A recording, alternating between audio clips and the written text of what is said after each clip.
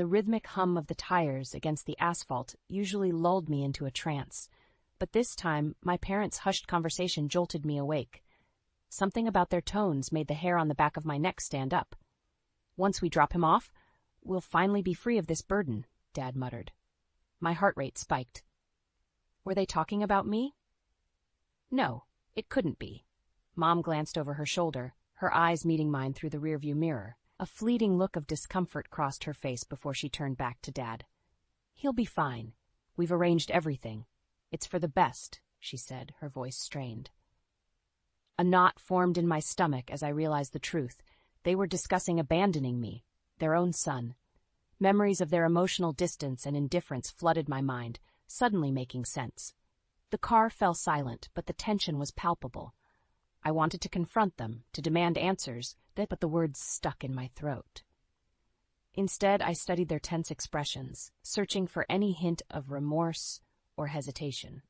There was none. As the miles ticked by, my confusion morphed into a simmering anger. How could they do this to their own child? Didn't they care about me at all? When we stopped at a rest area, Dad announced he needed to stretch his legs. Mom followed suit, leaving me alone in the car. I watched them disappear into the building, my heart pounding with a mix of dread and anticipation. Moments later, the engine roared to life and the car jolted forward. Through the rear window, I saw them standing motionless, their faces devoid of emotion, as they watched me being driven away by their own hands. Tears of anger and betrayal stung my eyes as the reality sank in. They had planned this all along. My own parents had abandoned me, casting me aside like an unwanted burden. In that moment, something shifted within me. I would not let them get away with this. I would expose their deceit and reclaim my dignity, no matter what it took. This was not the end, but the beginning of my fight for justice. After what felt like an eternity, the car slowed to a stop. My heart raced as I contemplated my next move. Should I confront the driver? Try to escape? The uncertainty was suffocating. The driver's door opened and a gruff-looking man peered inside. "You Brady?" he asked, his voice laced with suspicion. I nodded, my mouth dry. He beckoned me to follow him, and we entered a dingy motel room. The pungent smell of cigarette smoke assaulted my nostrils, making me nauseous. "Your folks paid me to bring you here," the man said, tossing a duffel bag onto the bed. "That's all your stuff. They said you'd be fine on your own." My heart sank as the weight of their betrayal crashed over me once again. Abandoned and alone, with nothing but a bag of my belongings. The man left without another word, and I sank onto the bed, burying my face in my hands. Hot tears of anger and despair streamed down my cheeks. How could they do this to me? After what felt like hours, I wiped my eyes and rummaged through the duffel bag, desperate for any clue as to their motives. That's when I found it, a manila envelope tucked away at the bottom. With shaking hands, I tore it open, and my worst fears were confirmed. Legal documents detailing an emancipation petition filed by my own parents seeking to sever all ties with me. They had been planning this for who knows how long, and I had been oblivious. Rage boiled within me as I read through the papers, each line a stinging reminder of their callousness. They claimed I was a financial burden, a hindrance to their lives. Harsh words like unruly and ungrateful jumped off the pages, painting a distorted picture of me that I barely recognized. Tears of anger blurred my vision as I crumpled the papers in my fist. How dare they? After all these years of neglect and emotional absence, they had the audacity to blame me? In that moment, a fire ignited within me, burning away any lingering doubts or attachments. They wanted to be free of me? Fine, but I would not go down without a fight. I would expose their cruelty and deceit, making them face the consequences of their actions. As I formulated a plan, a newfound determination coursed through my veins. I may have been alone, but I was far from helpless. With evidence in hand, I would seek out the one person I knew would have my back. My Aunt Quinlan. Tomorrow, the battle would begin, and this time I would not be the one left behind. The rumble of the truck's engine echoed through the quiet diner as it pulled into the parking lot. I clutched the duffel bag tightly, steeling myself for whatever lay ahead. Aunt Quinlan had agreed to meet me here, my last glimmer of hope in this nightmare. As I entered the diner, the aroma of freshly brewed coffee and sizzling bacon enveloped me, providing a brief moment of comfort. A kind-eyed woman behind the counter gave me a warm smile. "Can I help you, honey?" she asked. "I'm supposed to meet my aunt here," I replied, trying to keep my voice steady. Her expression softened. "You must be Brady. Your aunt called ahead. Go have a seat, and I'll bring you something to eat while you wait." I nodded gratefully and slid into a corner booth, my eyes fixed on the entrance, waiting for Aunt Quinlan's familiar face to appear. The diner owner, whose name tag read Tara, brought me a steaming plate of pancakes and a glass of orange juice. "On the house," she said with a wink. "You look like you could use a pick-me-up." I managed a faint smile, overwhelmed by her kindness towards a complete stranger. As I picked at the pancakes, my mind drifted back to the betrayal that had brought me here. The anger and hurt threatened to consume me, but I pushed it down, focusing on the task at hand. An hour ticked by, then 2, and still no sign of Aunt Quinlan. Doubt crept in, whispering that perhaps she wouldn't show up either. Maybe everyone was content to abandon me. Just as I was about to give up hope, the bell above the diner's door jingled, and a frazzled-looking Quinlan rushed in. Her eyes scanned the room until they landed on me, and she hurried over, enveloping me in a tight embrace.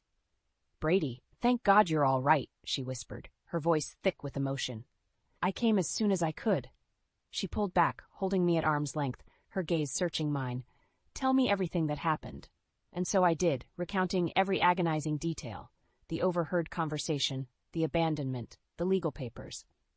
With each word, Quinlan's expression grew darker. Her jaw clenched in fury.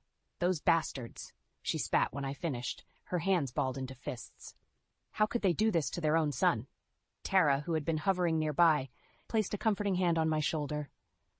"You're safe now, sweetie. We won't let them get away with this." Quinlan nodded, her eyes blazing with determination. "They'll pay for what they've done, I promise you that. We'll take them to court, expose their lies, and make sure they face the consequences." Relief washed over me, knowing that I wasn't alone in this fight. With Aunt Quinlan and Tara on my side, I felt a renewed sense of strength. My parents had made a grave mistake in underestimating me. As we gathered our things to leave, Tara pulled me aside. "You take care of yourself, you hear?" she said, pressing a folded napkin into my hand. "And if you ever need a safe place, you come back here." I pocketed the napkin, grateful for her kindness, and followed Quinlan out to her car. The road ahead would be long and arduous, but for the first time since this nightmare began, I felt a glimmer of hope. My parents had thrown me away, but I had found allies who would fight for me no matter what. And in that moment, I knew the battle had just begun. Aunt Quinlan's modest apartment became our base of operations in the days that followed. As soon as we arrived, she sprang into action, making a flurry of phone calls and scouring the internet for resources. "We need to build an airtight case," she declared, her laptop open on the kitchen table. "Those scumbags won't know what hit them." I watched in awe as she navigated the legal maze with practiced ease, jotting down notes and cross-referencing information. It was almost as if she had been preparing for this moment her entire life. "First things first," she said, fixing me with a determined stare. "We need to gather every shred of evidence we can find. Documents, emails, recordings, anything that proves their intent to abandon you." I nodded, recalling the crumpled papers I had stashed in my duffel bag. Quinlan's eyes lit up as I produced them, and she immediately set to work cataloging and organizing the damning evidence.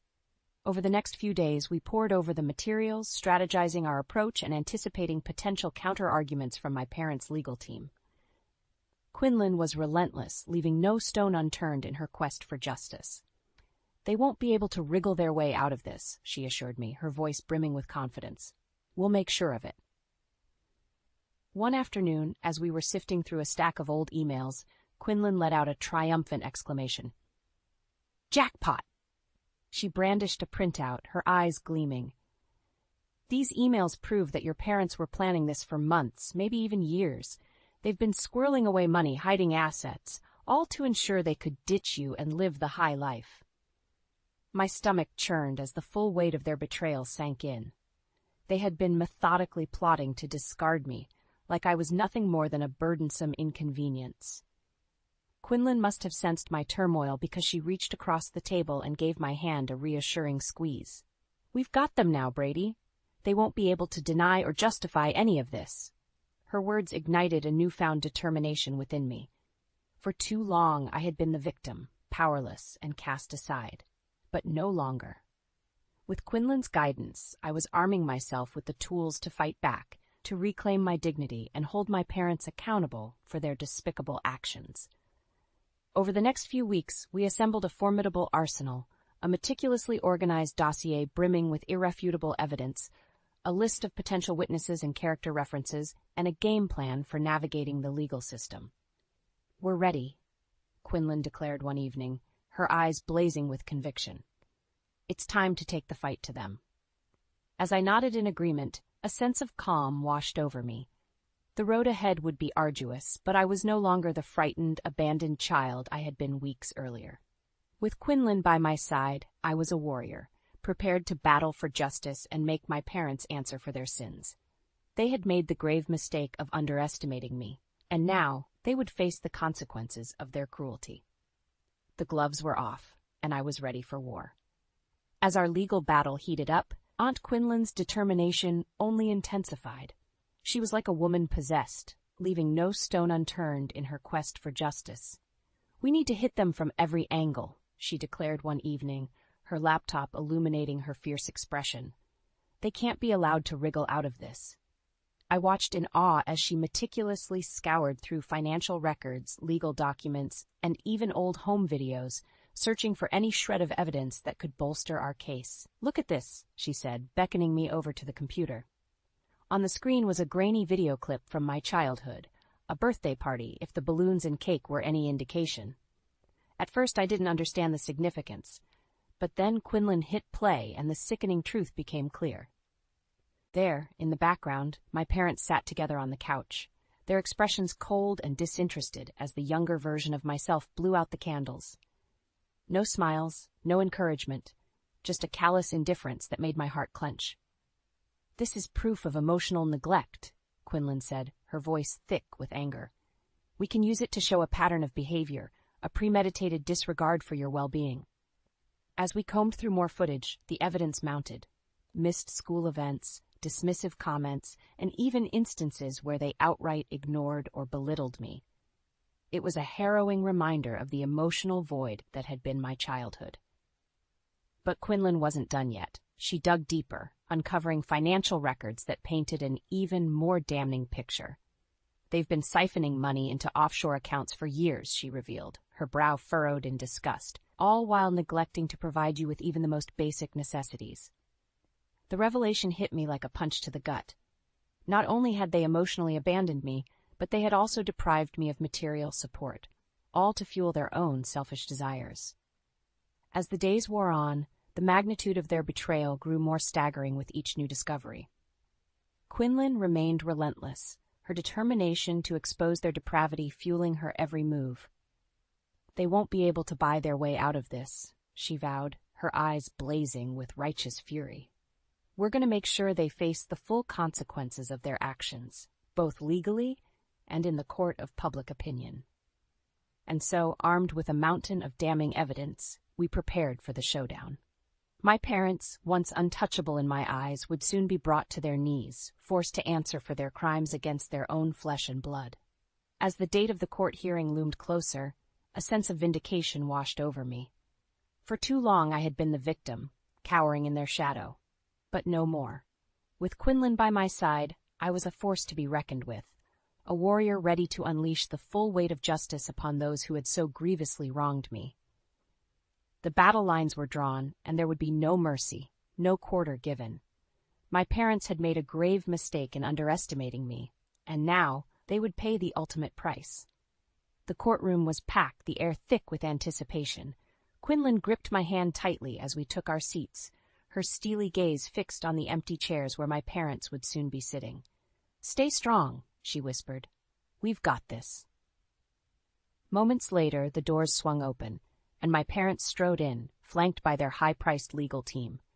Their arrogant expressions said it all. They believed they were untouchable, that money and power would shield them from consequences. But as our eyes met, I saw a flicker of uncertainty cross their faces. Gone was the scared, helpless child they had abandoned. In my eyes, they saw a warrior, armed with the truth and a thirst for justice that would not be denied. The judge called the proceedings to order, and Quinlan wasted no time in launching our offensive. With surgical precision, she laid out the damning evidence, the emancipation papers, the financial records, the home videos, each piece painting a vivid picture of their depravity. These so-called parents have shown a pattern of callous disregard for their own child's well-being, she declared, her voice ringing out with conviction. They have subjected him to years of emotional and financial neglect, all while scheming to abandon him like discarded trash. My parents shifted uncomfortably in their seats, but I held their gaze, unflinching. This was their reckoning, and they would bear witness to the full weight of their sins. As the evidence mounted, their composed facades began to crack. Quinlan was relentless, hammering them with fact after fact, leaving no room for denial or excuses. These documents prove they've been stashing money away for years, depriving their own son of basic necessities, she said, brandishing the financial records, all to fund their selfish desires and ultimate plan to cast him aside. My father's face flushed red with anger, but I met his glare with a defiant stare. No longer would I cower before his intimidation tactics. Finally, it was my turn to take the stand. With trembling hands, I recounted the agonizing details of their betrayal, the overheard conversation, the abandonment, the crushing realization of their true intentions.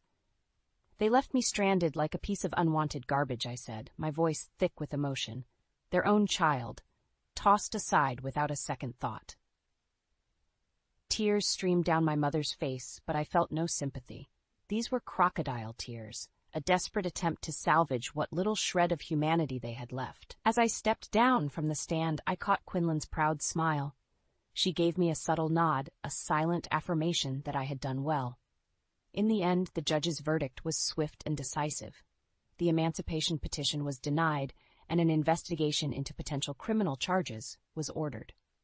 My parents were ordered to pay restitution and undergo mandatory counseling, but their true punishment went far beyond the legal ramifications. As we left the courthouse, a throng of reporters and onlookers greeted us, showering me with support and condemning my parents' heinous actions. In that moment, I realized that true justice had been served. My parents' reputations were in tatters, their selfish desires exposed for all to see. They had been brought to their knees, forced to answer for their cruelty and callousness. As Quinlan ushered me into the waiting car, I caught one final glimpse of my parents.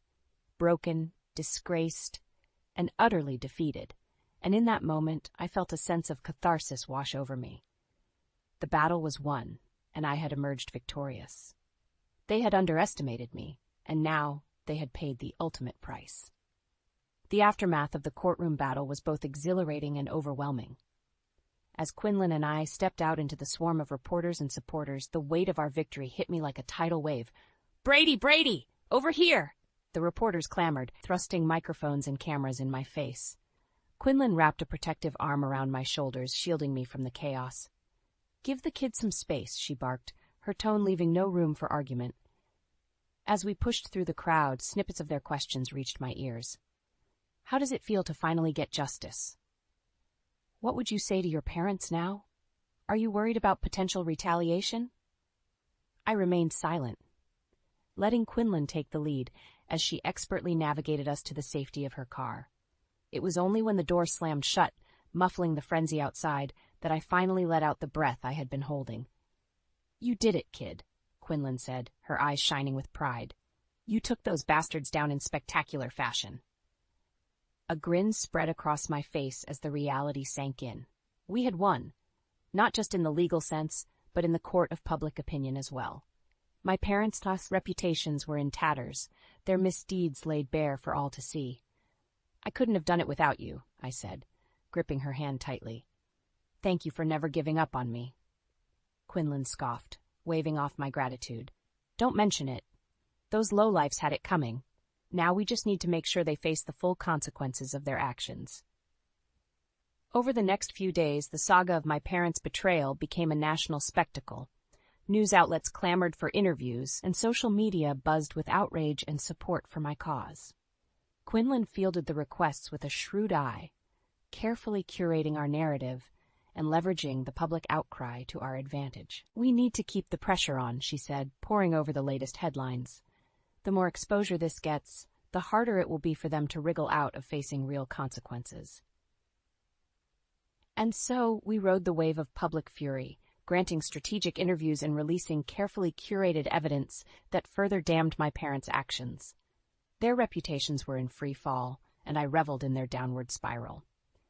But even as the world rallied behind me, a part of me couldn't help but feel a twinge of sadness. These were the people who had brought me into this world, the ones who were supposed to love and nurture me unconditionally. And yet, they had chosen to discard me like worthless trash. Quinlan, ever perceptive, sensed my inner turmoil. "It's okay to feel conflicted, Brady," she said gently. "What they did was unforgivable, but they're still your parents." I nodded, blinking back tears. I just never thought they were capable of something so cruel. Wrapping me in a fierce hug, Quinlan vowed, "They'll get what's coming to them, I promise. And when the dust settles, you'll be able to move on and build the life you deserve, one filled with love and support." As I clung to her, drawing strength from her unwavering presence, I knew she was right. The road ahead would be long, but I had already taken the first steps toward healing and reclaiming my power. My parents had made a grave mistake in underestimating me, and now, as their world crumbled around them, I would rise from the ashes, stronger and more resilient than ever before. The days following the courtroom battle were a whirlwind of change. As the dust settled, the true extent of my parents' downfall became evident. "They're facing criminal charges," Quinlan announced one morning, her eyes alight with vindication. "Abandonment, child neglect, financial fraud, the whole 9 yards." I nodded solemnly, a mixture of relief and lingering sadness washing over me. As much as I despised their actions, a part of me still yearned for the parents I had once known, the ones who were supposed to love and protect me. But Quinlan's voice snapped me back to reality. "And that's not all. The court has ordered them to pay restitution, along with mandatory counseling and community service." A grim satisfaction coursed through me at the thought of my parents being forced to atone for their sins. They had brought this reckoning upon themselves, and now they would face the full weight of their consequences. As the legal proceedings unfolded, Quinlan wasted no time in solidifying my newfound independence. With her guidance, I navigated the emancipation process, officially severing my legal ties to my parents. "From now on, you're in charge of your own life," she said, her voice brimming with pride as we signed the final paperwork. It was a surreal moment, equal parts exhilarating and daunting. For the first time in my life, I was truly free. Free from the shackles of their control, free to forge my own path without their toxic influence. In the weeks that followed, I settled into a new routine, one that finally felt like a true fresh start. Quinlan's modest apartment became my home, a safe haven filled with warmth and support. "Family now, kid," she said, ruffling my hair affectionately. And family sticks together no matter what. With her unwavering guidance, I began to piece my life back together. We enrolled me in a new school, one with a supportive environment and resources to help me catch up on the education I had missed. "You're a smart kid," Quinlan assured me. "You'll be back on track in no time." And true to her word, I thrived in my new academic setting. The weight of my parents' oppressive expectations had been lifted, replaced by a newfound passion for learning and personal growth. Quinlan also encouraged me to seek counseling, recognizing the deep emotional wounds that needed healing. At first I was hesitant, but her gentle nudging and unwavering support eventually convinced me to take that important step. As the weeks turned into months, I began to see the transformation within myself. The anger and bitterness that had once consumed me gradually gave way to a sense of peace and self-acceptance. "You've come a long way, Brady," Quinlan remarked one evening as we shared a homemade meal. "I'm proud of the person you're becoming." Her words filled me with a warmth I had rarely experienced before. The unconditional love and support of a true family. It was a stark contrast to the emotional void I had endured with my parents, and it fueled my determination to continue growing and thriving. As I looked towards the future, I felt a sense of excitement and possibility. The road ahead was uncharted, but for the first time in my life, I was the one holding the map. My parents' betrayal had once threatened to break me, but instead it had forged me into a stronger, more resilient version of myself. And as I embraced the love and guidance of my newfound family, I knew that no matter what challenges lay ahead, I would face them head on, armed with the knowledge that I was worthy, capable, and truly loved.